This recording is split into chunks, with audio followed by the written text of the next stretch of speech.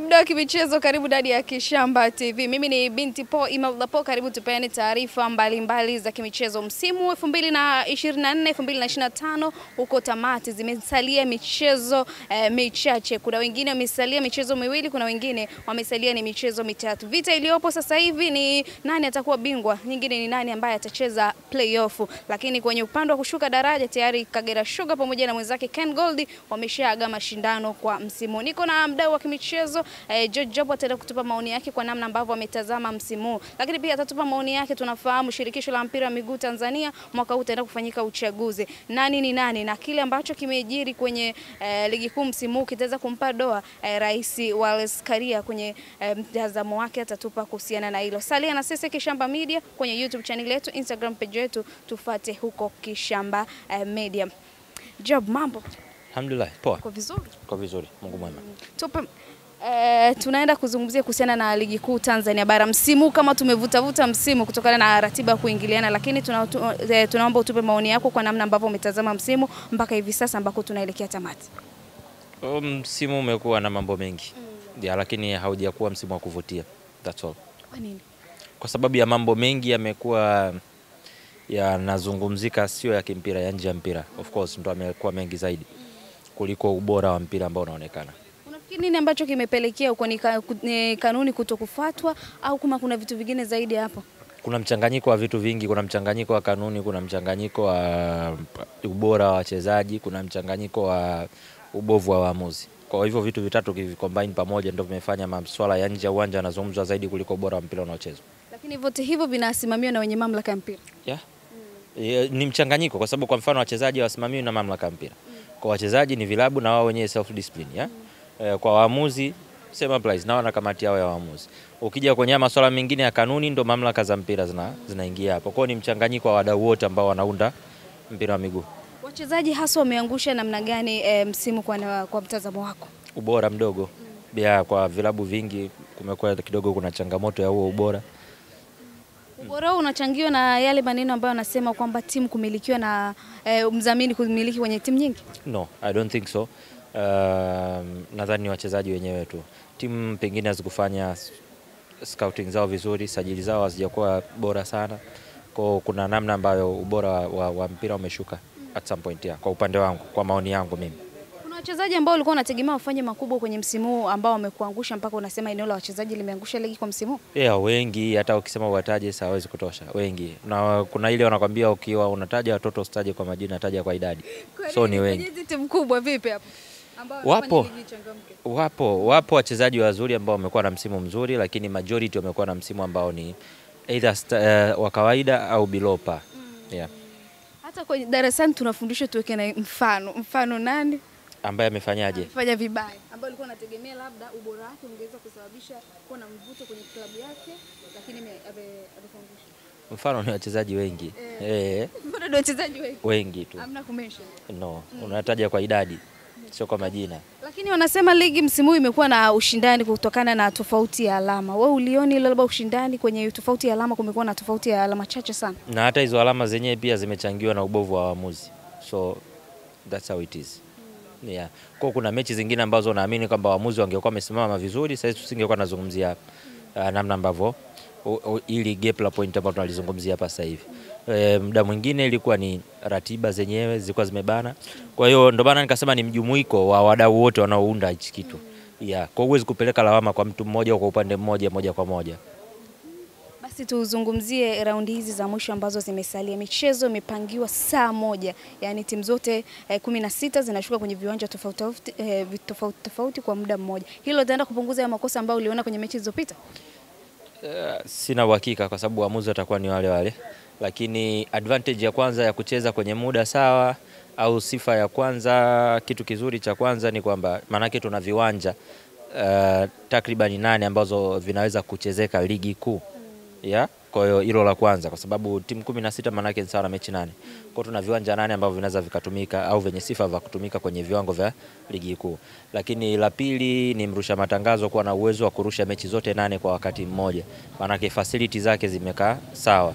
Lakini sasa tukirudi kwenye masuala mengine, hii ratiba nadhani ilishakuepo kuanzia ratiba inapangwa awali.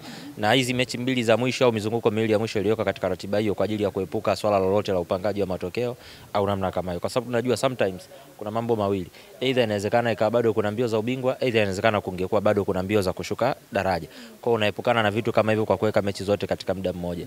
So basically nadhani ni kitu ambacho kiko sawa. Tutapata ladha sahihi ile ambayo tuko tunapata kwenye mechi zilizopita.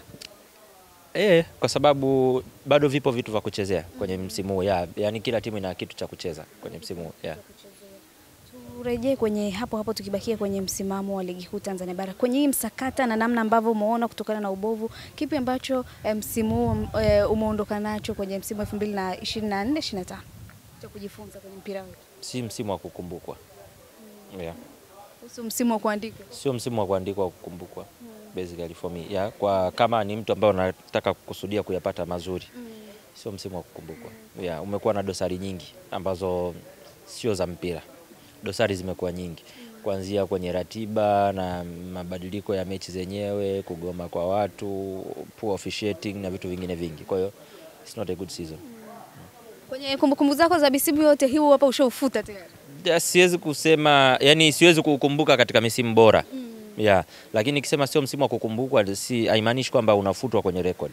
Utakuwepo kwenye record lakini sio katika ile misimu bora ambayo imewahi kutokea kwenye ligi kuu Tanzania bara. Ni msimu ambao umekuwa na mang'amng'am mengi so far. Wewe ni miongoni mwa watu ambao mnasimamia wachezaji. Natamani kufahamu kwa nini wachezaji wengi timu ambazo zikiwa zinacheza wa viongozi hawaendi kuzungumza nao kuongeza mikataba, japokuwa sisi wadau tunaona yule fulani na fulani mbona wamecheza vizuri, kwa nini viongozi wasiendelee kuongeza mkataba huko kwa mwishoni mwa msimu, mpaka viongozi wanafikia mwishoni mwa msimu ndio wachezaji ambao wanakaa wanazungumza nao? Hili linatokana na wachezaji wenyewe ama inatokana na wa viongozi wa wachezaji ama ni viongozi wa vilabu? Mazoea tu. Ni mazoea tu.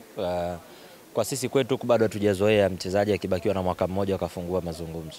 Bado hatujaingia kwenye utaratibu. Tuko kwenye ule utaratibu wa kwamba mkataba wako ukiwa mbaki miezi 6 ndio watu wafungue mazungumzo.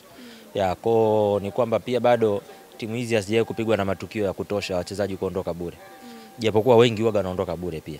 Lakini nikikuuliza ni mchezaji gani umeona amehama kutoka klabu moja kubwa kwenda klabu nyingine kubwa kwa kuuzwa, utakumbuka, utarudi nyuma kwenye swala la labda Mlishongasa, wachache, lakini wengi wao nyota wanaondoka wakiwa wamemaliza mkataba yao. Kwa hiyo tuko katika ile situation ya mazoea tu, lakini in real sense ni kitu ambacho kinaweza au kinapaswa kubadilika. Vitu ambavyo vinapaswa kubadilika. Kwa hiyo vishindo vile vya mchezaji, kwa mfano kama tumchukulie labda kama Job anaondoka Yanga anaelekea Simba kwa kuuzwa kwa bei nzuri au kukataa ofa Yanga kwenda Simba na Yanga hawezi kuuziana mchezaji. Nadhani hapo patakuwa ni pagumu kidogo kwenye Simba na Yanga kuuziana mchezaji. Ndio mazoea yanatokea hapo. Lakini unajua maana ya kufungua mazungumzo ya mkataba na mchezaji akiwa mbakisha mwaka mmoja au kumuongezea mkataba wakati huo. Maana yake maslahi yake mapya yanaanza wakati huo. Yani hapo mnavyosaini maslahi yake yanaanza hapo. Sio kwamba tuna saini hapa usubiri isha. No. Hapo. Ndio anaofia hivyo matumizi. Ndio ni matumizi ya pesa pia. Kwa maana yake utakuwa umeingia kwenye budget nyingine miezi 12 kabla. Hiyo ndio kitu ambacho anachoana kimbia. Tuko kwenye mwaka wa uchaguzi, tayari shirikisho limefungua dirisha kwa ajili ya viongozi wapya wa mpira. Lakini natamani umzungumzie Karia kwenye hii miaka yake ambayo ameongoza, lakini pia kuhusiana na sakata ambalo limeibuka kwenye msimu kwa namna ambavyo umelitazama. Litatia dosari kuhusiana na yeye kurejea, kama atarejea kupata kura za kutosha, ama ndo kitu pekee ambacho kimempa dosari kwenye mpira wetu kwa mwaka huu? Kwa kipindi cha hivi karibuni kitu pekee ambacho kinaweza kawa ni negative cha kukumbukwa ni hili sakata la sasa hivi. Lakini mbali na hapo amekuwa na so many positive things. Mafanikio yamekuwa mengi kwa upande wa uongozi wake. Kwa dosari ni chache, lakini nadhani hii sasa hivi ndo dosari kubwa zaidi. Hiyo ndo shida. Hii ni kubwa zaidi na bado hajajua inaishaje. Kwa kama anafanikiwa kuisolve, nadhani hiyo ndo itakuwa kitu cha msingi zaidi. Kwa ukisema kama alikuwa na namna ya kuisolve kabla tujafikia huko, ilikuwepo, nadhani tu kuna namna nao hawakuzingatia kwenye kulimaliza mapema. Ilikuwepo. It was a very simple way ya kusimamia tu na kanuni kuanzia mwanzo basi. Lakini haya mengine ndio amefikisha hapo ambapo watu walipo sasa hivi. Mchezo wenyewe unakuwa na mvuto kiasi gani kuelekea kwenye mchezo, ama mchezo ushakosa nguvu tayari? Binafsi yangu sioni kama tena una mvuto hivyo kama ambao ulikuwa unatakiwa. Ushindani unakuwepo pale kwamba itakuwa ni game ya kuamua. Na wote tulishafahamu kama itakuwa ni mechi ya kuamua. ya tension tu inaongezeka kama itakuwa ni mechi ya mwisho, tofauti na ile tarehe ambayo ingechezwa mwanzo, maana kulikuwa na mechi zingine za kuchezwa hapo, mtu angeza kurecover au something like. Lakini ubaya tension inaongezeka kwa sababu ndo mechi ya mwisho, hamna tena sehemu ya kujiuliza, ndo hapo. Kwa hiyo kuna tension zaidi na zitazungumzwa zaidi sababu za nje kuliko maandalizi ya mchezo wenyewe. Itatumika nguvu kubwa tena kupromote mchezo na kufanya watu wasahau yaliyotokea huko. Kwa sababu kama sasa tunaona kuna kampeni zingine za watu wa Simba na Samala hatuchezi hapo, hatufanye nini. Kwa hiyo imekuwa kama vile saizi zamu yako kusema uchezi, saizi zamu ya mwingine kusema achezi. Sasa hivyo something like. Kunaonekana kama mmoja na umeshamtaja Simba anaonekana hana furaha kabisa kuelekea kwenye mchezo. Basically na yeye kwa upande wake anaweza kusema ana haki ya kusema hivyo. Yeah, lakini mimi sioni tena tija ya kuendelea kubishania hilo swala. Yeah. Kitu gani bora ambacho tunamaliza nacho umekifurahia hasa kwenye msimu huu, ama nyota gani ambao umefurahia kuhusiana na performance yake? Msimu huu? Mchezaji ambaye nimefurahishwa na performance yake. Lakini pia tukio gani ambalo unalikumbuka limekuwa the best kwenye msimu huu? Hiyo nahitaji nikae chini nikumbuke kwa sababu so far ni kama nilifuta memory nyingi sana za msimu. Yeah. Actually nilifuta memory nyingi sana za msimu kwa mpaka nikae nikumbuke. Na mchezaji au naye mpaka ukumbuke ungamue? No, mchezaji I think basically Dickson. Yeah. Shukrani. Asante. Mtazamaji wa Kishamba Media, mimi ni Binti Poi Melda Poni, nilikuwa nazungumza na George Job kuhusiana na kile ambacho amekitazama msimu huu mpaka hivi sasa. Zimesalia mechi chache za kufunga msimu, lakini pia kwenye hizo mechi chache kuna mechi moja ya kuamua ubingwa. Mpaka hivi sasa bingwa hajajulikana ni nani. Mimi ni Melda Poni, endelea kusalia nasi, director Moji alikuwa nyuma ya kamera.